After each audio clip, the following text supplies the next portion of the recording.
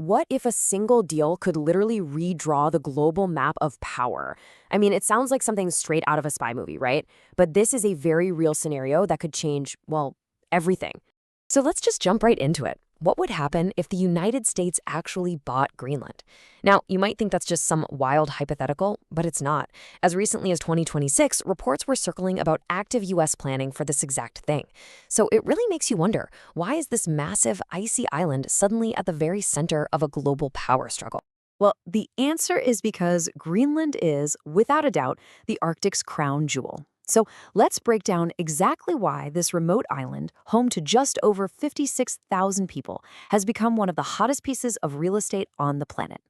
Okay, first up, location, location, location. You've heard it before, and here it's everything. Greenland is basically a giant geographic toll booth. It controls what's called the GIUK Gap. That's the critical naval choke point running between Greenland, Iceland, and the UK. And as the Arctic ice melts, brand new sea routes are opening up that could cut shipping times between Asia and Europe by a staggering 40%. Whoever controls Greenland controls the keys to this new highway for global trade and military movement. But the real story here isn't just about what's on the surface. It's about what's buried underneath all that ice. You see, Greenland is sitting on an absolute treasure trove of rare earth elements. I mean, just look at this chart. You can see how China dominates the global supply right now with over 80%.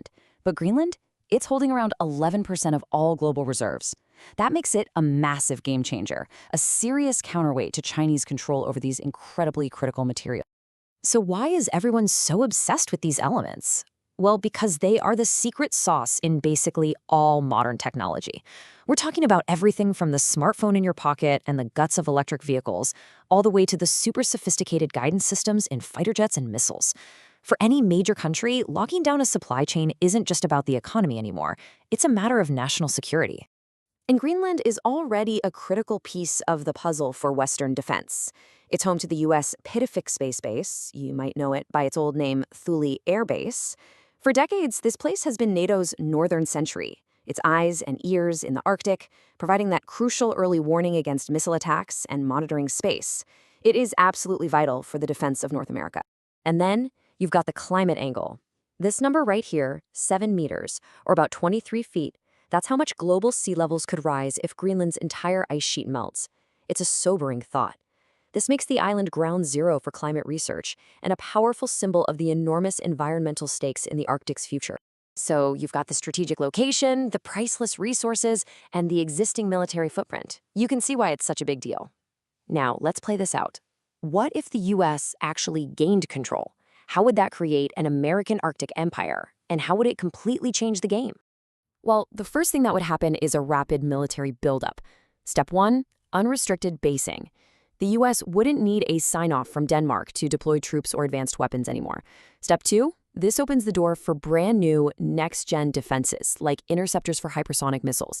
And step 3, the endgame, achieving total Arctic dominance, letting the U.S. project power over those new sea lanes and effectively box in any rival. And this isn't just an abstract idea. This table gives you a real sense of what Fortress Greenland could look like. We're not just talking about upgrading Pituffik. Imagine a whole network of new specialized bases. A submarine hunter based on the coast to track Russian subs. An air superiority wing with F-35s to own the skies.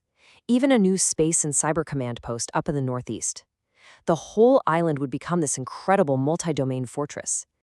But look, this massive power play isn't just about military hardware.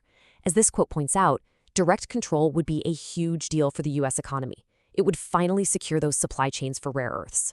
This would supercharge America's tech and defense industries and slash its dependence on countries it doesn't see eye to eye with.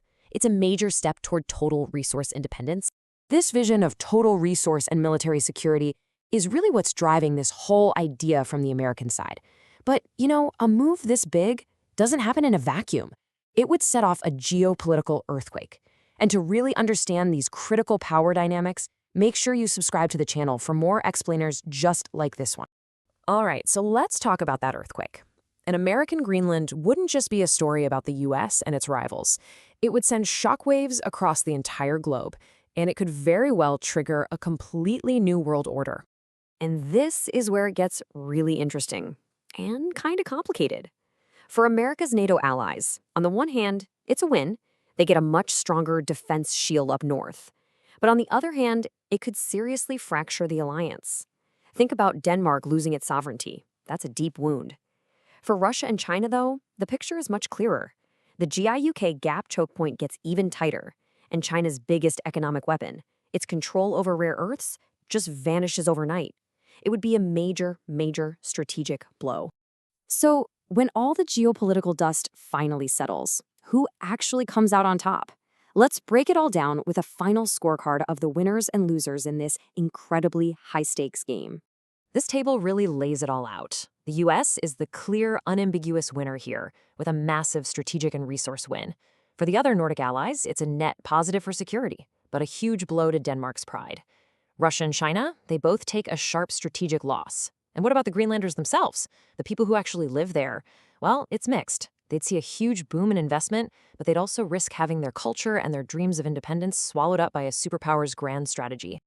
And all of this brings us to the ultimate question, doesn't it? As the Arctic ice disappears and the stakes get higher and higher, what does the future of this vital region look like? Are we heading towards international cooperation, or are we on the brink of a new great power conflict? Now, before we wrap up, here's our quick but important reminder. This explainer is for educational purposes only.